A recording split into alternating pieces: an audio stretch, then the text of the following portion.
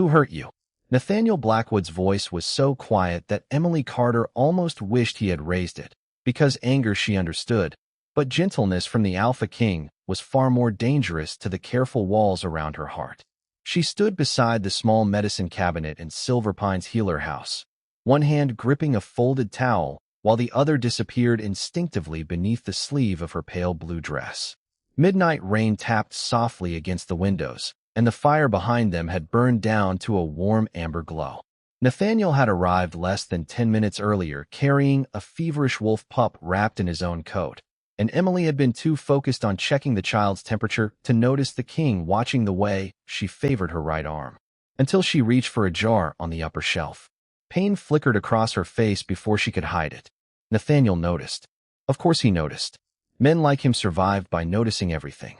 Before we continue, where are you watching from? Drop your city or country in the comments below. And if you believe in courage and destiny, hit like and subscribe. These stories remind us, love finds the broken. Now back to Emily. I'm fine, she said, turning toward the counter. Behind her, Nathaniel remained silent. That somehow made it worse. Emily could feel his presence without looking at him, tall and steady near the doorway, broad shoulders nearly filling the frame. He had removed his black traveling coat for the pup, leaving him in a simple charcoal shirt with the sleeves rolled to his forearms. Nothing about him looked royal now except the way the room seemed to rearrange itself around him. Emily. She closed her eyes for half a second. Your Majesty. You said that like I'm about to assign homework. Despite herself, she glanced back. The faintest hint of amusement touched his expression. Kings assign homework. Terrible amounts. That explains the rebellions. His mouth almost curved into a smile, and for one ridiculous second, she forgot her arm hurt. Then Nathaniel's gaze lowered. Her sleeve had slipped back. A dark bruise circled part of her wrist, visible in the firelight. Emily quickly pulled the fabric down. The humor vanished from his face, but his voice stayed gentle. Who hurt you? Her heartbeat stumbled. Not because the question frightened her, because no one had asked it that way before. Not who caused trouble, not who was responsible, not whether she had done something foolish. Who hurt you? As if the hurt itself mattered. As if she mattered. It was an accident, she whispered. Nathaniel took one slow step closer, then stopped several feet away, leaving space between them. All right. Emily blinked. That's it. For tonight. His eyes held hers. You don't have to tell me anything you're not ready to say. Outside, thunder rolled somewhere beyond the pine-covered hills. Inside, something much quieter shifted in Emily's chest. Nathaniel looked toward the sleeping pup, then back at her. But tomorrow, I'm bringing tea. She stared at him. Is that a royal order? No. At last, he smiled. Those are apparently unpopular. By sunrise, Emily had almost convinced herself that the Alpha King had forgotten about the tea, which was why she nearly dropped a jar of dried chamomile when Nathaniel Blackwood walked into the healer house, carrying 2 steaming cups and looking entirely too pleased with himself. You doubted me, he said. Emily steadied the jar against her chest. I doubted that a king personally delivers beverages. I am expanding the duties of the crown. From the doorway behind him, Ben Miller appeared with a 3rd cup and an expression of deep offense. For the record, His Majesty made me find the kitchen. Nathaniel glanced over his shoulder. You volunteered. I was standing nearby. Exactly. Emily hid a smile as she took the cup Nathaniel offered. It smelled of black tea, honey, and a little cinnamon, exactly the way she liked it. That detail bothered her more than it should have. How did you know? She asked. Nathaniel looked at the cup as if the answer were obvious. Yesterday you added honey twice and ignored the sugar bowl. Emily stared at him. Most people remembered that she could calm frightened children, organize medicine shelves faster than anyone in Silverpine, and somehow locate missing gloves within 5 minutes. Nobody remembered how she took her tea. Across the room, the young wolf pup from the night before slept peacefully beneath a quilt, his fever finally gone. Maggie Brooks entered from the back room carrying fresh linens and stopped when she saw the king beside Emily. Her eyebrows rose. Again, Nathaniel looked mildly offended. I was invited. Emily nearly choked on her tea. You absolutely were not. Then I sensed an invitation. Ben nodded solemnly. Royal instincts. Maggie gave Emily a look that said she intended to discuss this later, preferably in exhausting detail. Emily focused on arranging bottles along the counter, using her left hand whenever possible. Nathaniel noticed that too. He did not mention it. Instead, he moved a heavy crate from beneath the table before she could reach for it, then pulled a chair closer to her workstation without saying why. Those tiny acts should not have mattered. Somehow they did. By mid-morning, the healer house filled with the usual rhythm of Silverpine life. An elderly man came for his joint tonic. Two children arrived arguing over whose turn it was to carry their grandmother's basket. A young mother needed advice about her baby's stubborn cough. Emily moved among them with quiet patience, remembering names, asking questions, listening to answers that sometimes had little to do with medicine. Nathaniel stayed longer than any king had a reasonable excuse to stay. He watched Emily kneel beside a nervous little girl and explained that medicine worked better when swallowed than when hidden behind a pillow. He watched her slip an extra honey biscuit into an old man's coat pocket because she knew he often skipped breakfast. And slowly, something in his expression changed. It was not pity. Emily knew pity well enough to recognize it. This was something warmer. Respect, perhaps. Admiration, though she refused to entertain that possibility for more than 3 seconds. When the room finally emptied, Nathaniel leaned against the edge of the table. Everyone comes to you. Emily shrugged. Someone has to keep this place running. That is not what I meant. She looked at him. His gaze was steady. They trust you. The words landed softly, but they reached somewhere deep. Emily lowered her eyes to her tea. Trust is easier when you are useful. Nathaniel's expression grew thoughtful. Emily, those are not the same thing. For once, she had no quick answer. Outside, Silverpine stirred beneath the clear morning sky, unaware that its king had spent nearly 2 hours learning how one quiet omega took her tea. By late morning, Emily had almost convinced herself that Nathaniel's attention was simply royal curiosity, the kind a king might give to any unusual detail in a new territory. But that theory became harder to defend when she found him standing beside the healer house window pretending to study the pine trees while clearly watching her struggle to lift a wooden medicine box. Do not say it, she warned. Nathaniel turned with practiced innocence. I have said nothing. Your face is saying plenty. My face is the picture of restraint. From the supply table, Ben Miller muttered, That is not the word I would have chosen. Emily smiled despite herself, then set the box down before her wrist could protest. The movement brought back a memory she had been trying to keep buried beneath work. 2 evenings earlier, she had gone to the storage building behind the healer house after discovering that 3 bottles of winter fever medicine were missing from the inventory. Silverpine had enough for the moment, but the colder weeks were coming, and Emily knew how quickly a small mistake could become a serious problem. Ryan Hale had been inside the storehouse when she arrived, surrounded by shipping forms and wearing the expression of a man who had just realized numbers could personally betray him. The order is short, Emily had said. Ryan rubbed both hands over his face. I know.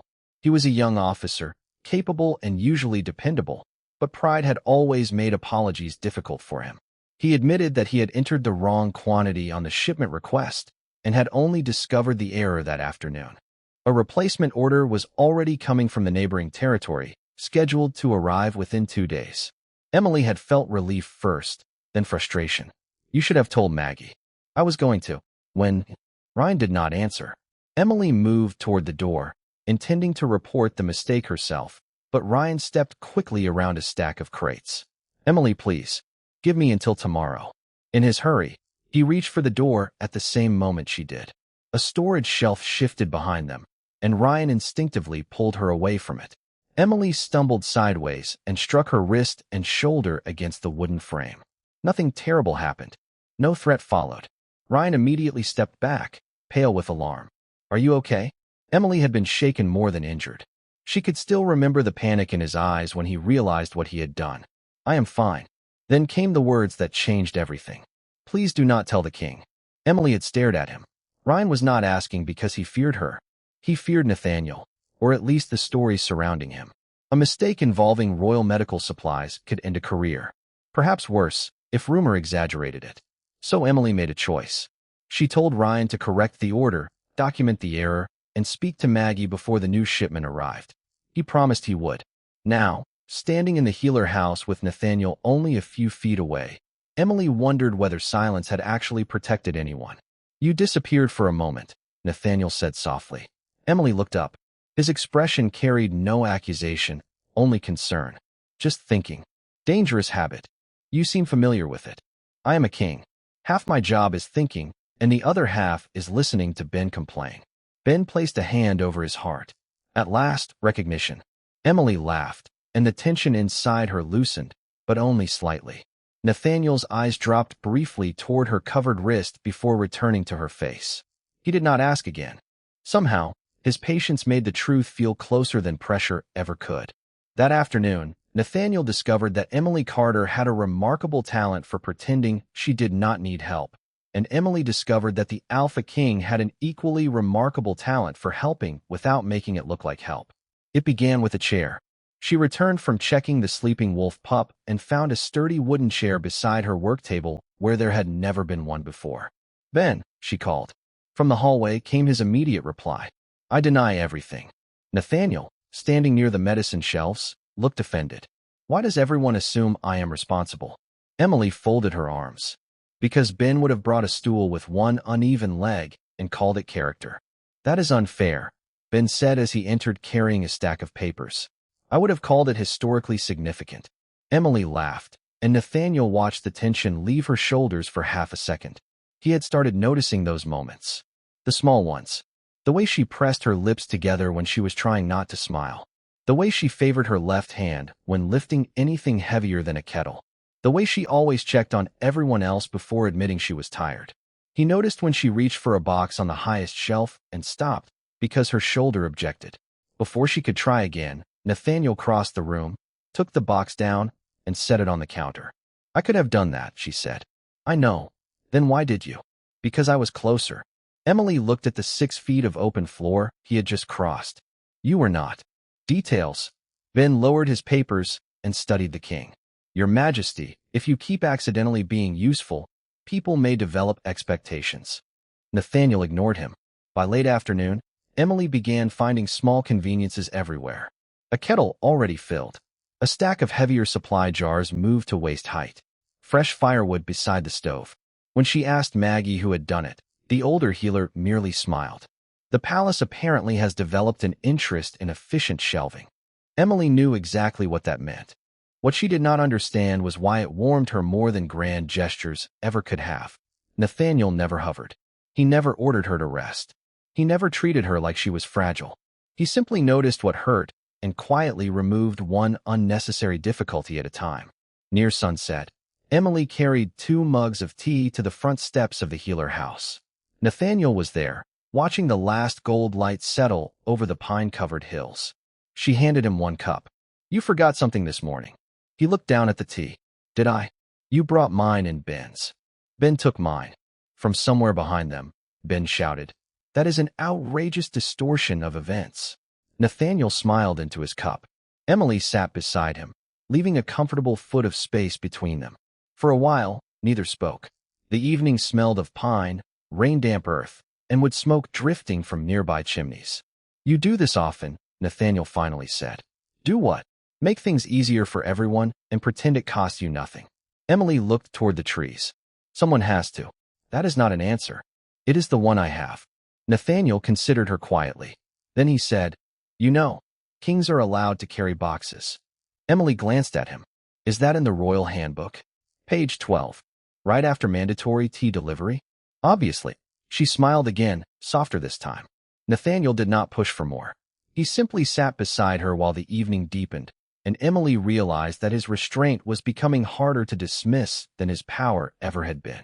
The next morning, Emily found Nathaniel in the healer house before she arrived, standing beside the stove with 2 cups of tea and the unmistakable expression of a man who had decided patience was a strategy.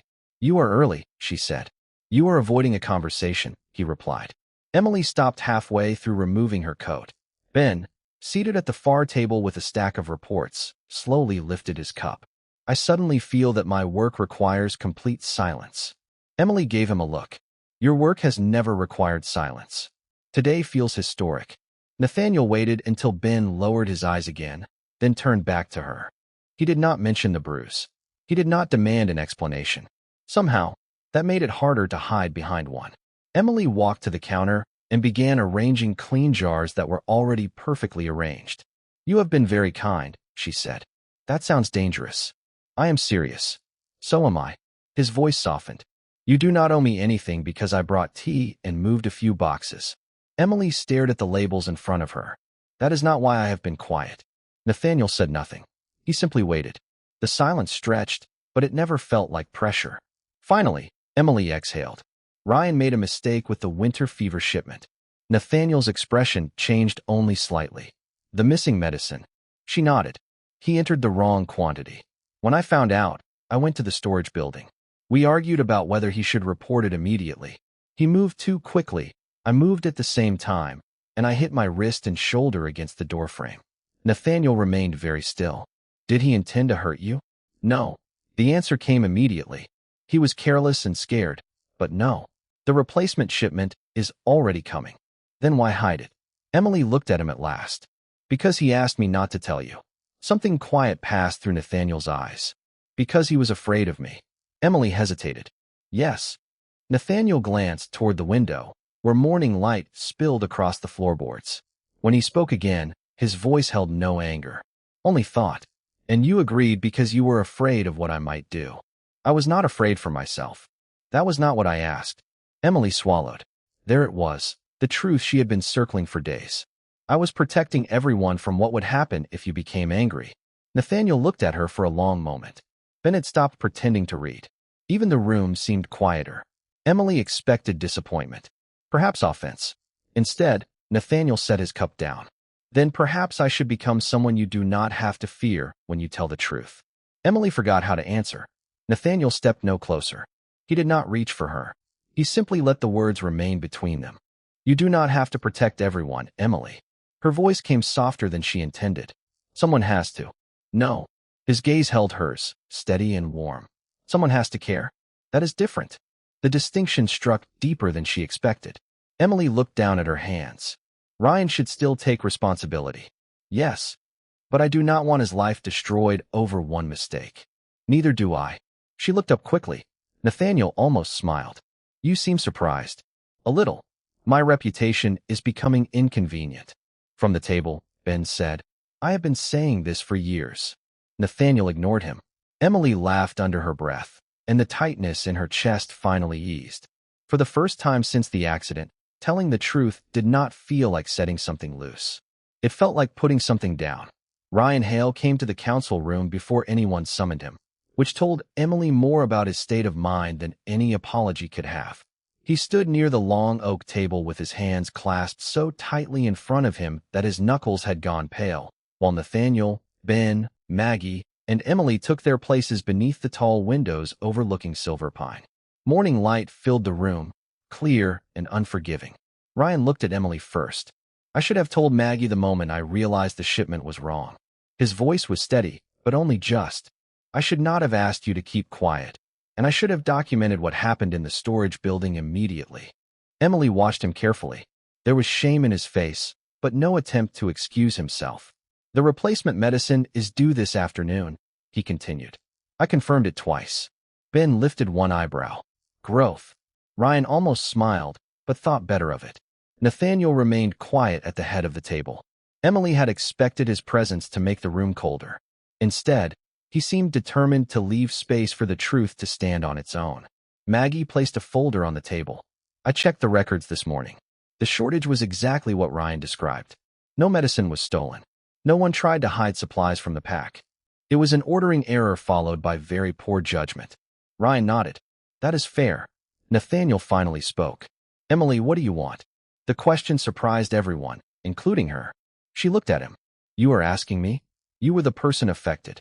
Emily thought about Ryan's mistake, the bruise beneath her sleeve, the fear that had kept both of them silent, and the strange relief she had felt when Nathaniel promised that honesty would not become a weapon.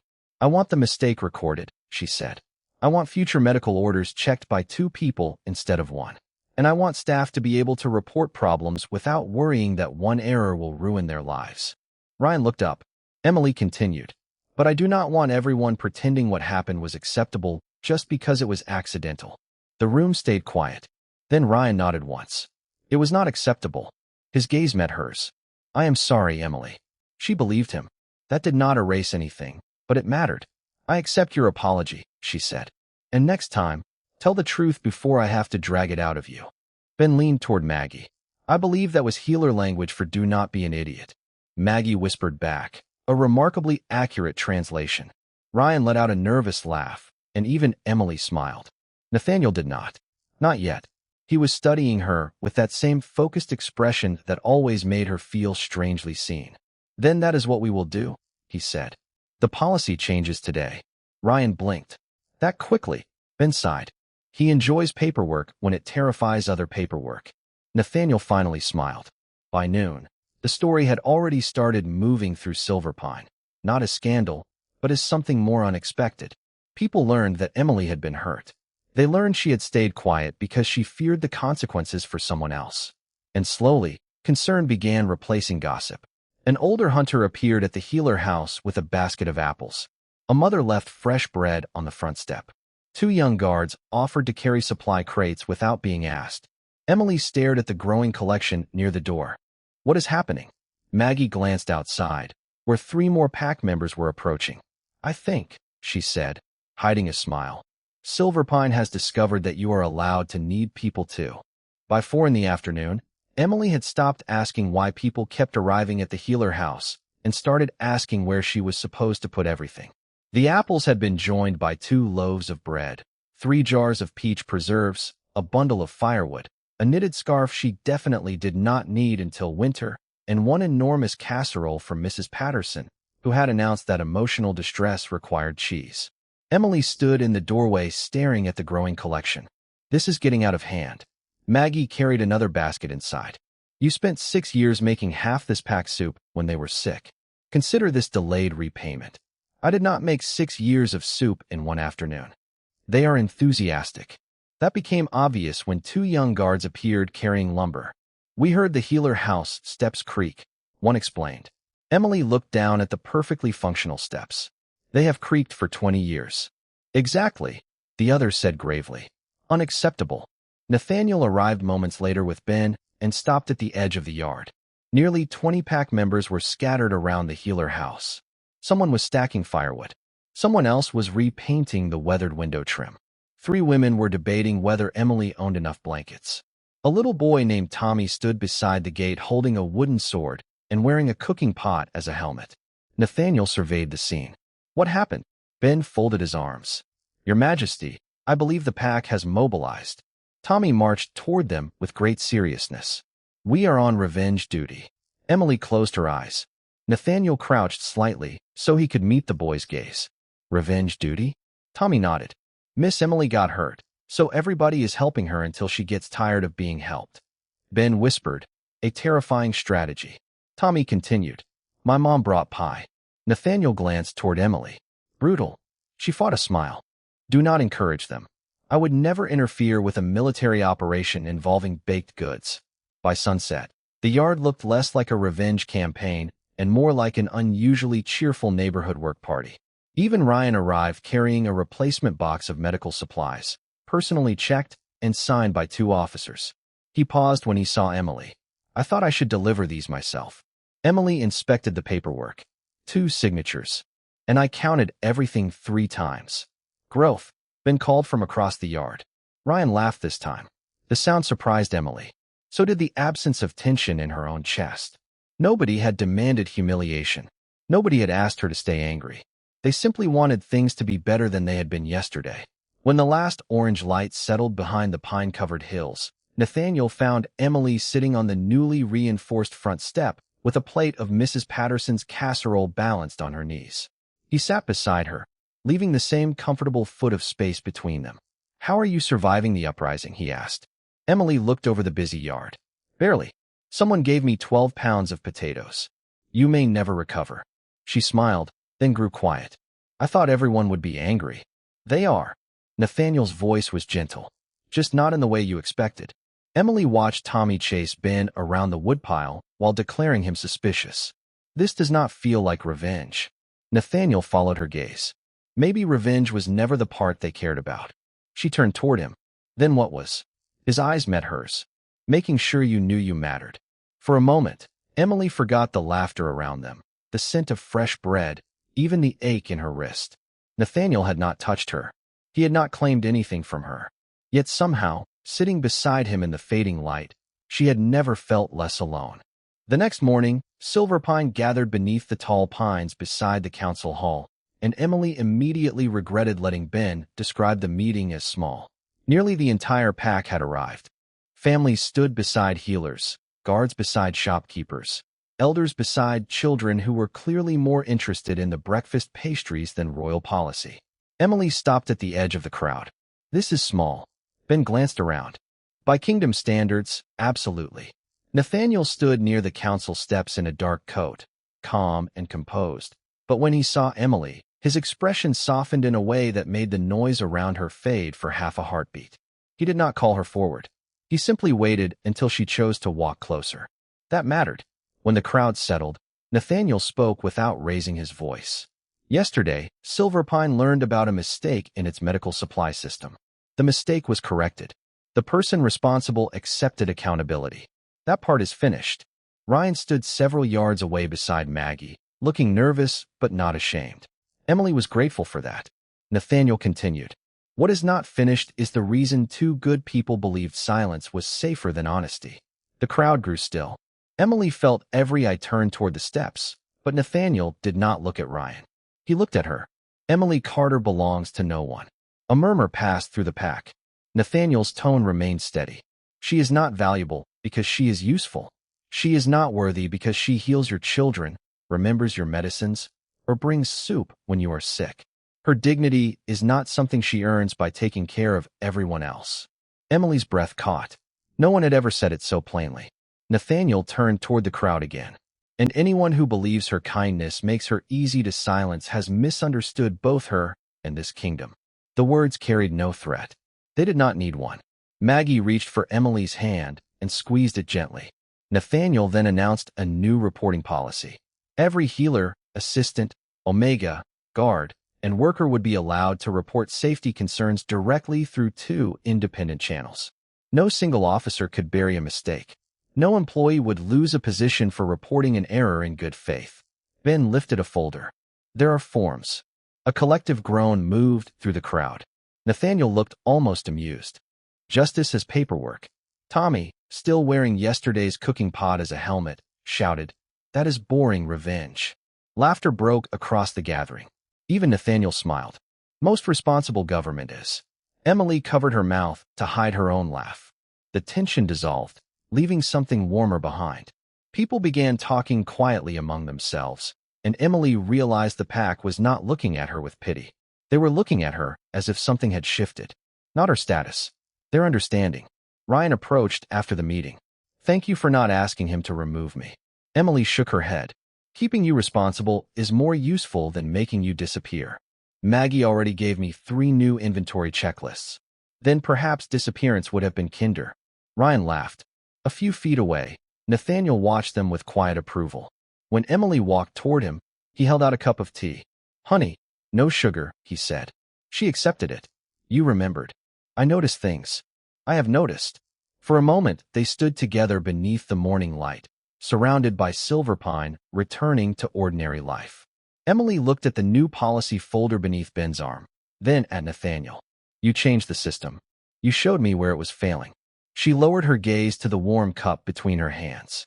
"Most kings would have just punished someone." Nathaniel's voice softened. "I am beginning to think you expect very little from kings." Emily looked up.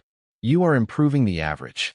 By the time the sun climbed over the eastern ridge, Silverpine had finally begun to quiet down, but the healer house still looked as if kindness had exploded across its front porch.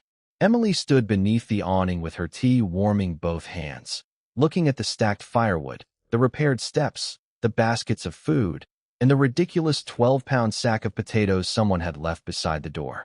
Nathaniel joined her without ceremony, carrying his own cup. For a while, neither of them spoke. The morning air smelled of pine and damp earth, and somewhere down the road Tommy was loudly explaining to another child that responsible revenge apparently required paperwork and pie. Emily smiled into her tea. "So this is what royal revenge looks like." Nathaniel followed her gaze toward the potatoes. I have commanded armies with less enthusiasm. Your army brought casseroles. A terrifying escalation. She laughed, and the sound came easier than it had a few days ago. Nathaniel watched her, not with the heavy attention of a king studying a problem, but with the quiet warmth of a man who seemed genuinely relieved to hear her laugh. Emily noticed that too. She was beginning to notice far too much about him. The way he never crowded her. The way he remembered exactly how she took her tea. The way his voice softened whenever he asked something that mattered. My wrist barely hurts this morning, she said. Nathaniel nodded. Good. He hesitated before adding. Are you still afraid to tell me when something does hurt? Emily looked down at the steam rising from her cup. Several days earlier, she would have answered quickly. She would have said no because it was easier. Now she thought about Ryan standing in the council room, about the pack showing up with bread and lumber, about Nathaniel changing rules instead of simply blaming people. Not as much, she admitted. Nathaniel smiled faintly. I will take that as progress. Do kings usually accept partial victories? Only the smart ones. Convenient answer. I have many. Their eyes met, and something warm and unfamiliar stirred beneath Emily's ribs. It was not fear. It was not obligation. It felt almost like recognition, quiet and patient, as though some hidden part of her had been waiting for permission to trust what she already knew. Nathaniel slowly extended one hand between them, palm open. He did not reach farther. He did not ask. He simply waited. Emily looked at his hand, then at him.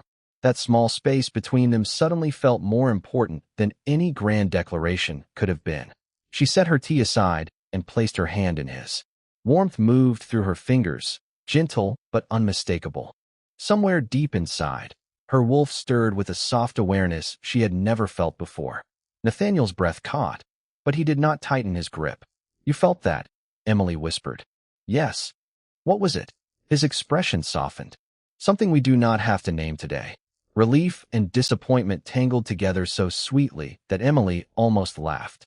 You are surprisingly patient for an alpha king. Do not tell Ben. I have a reputation.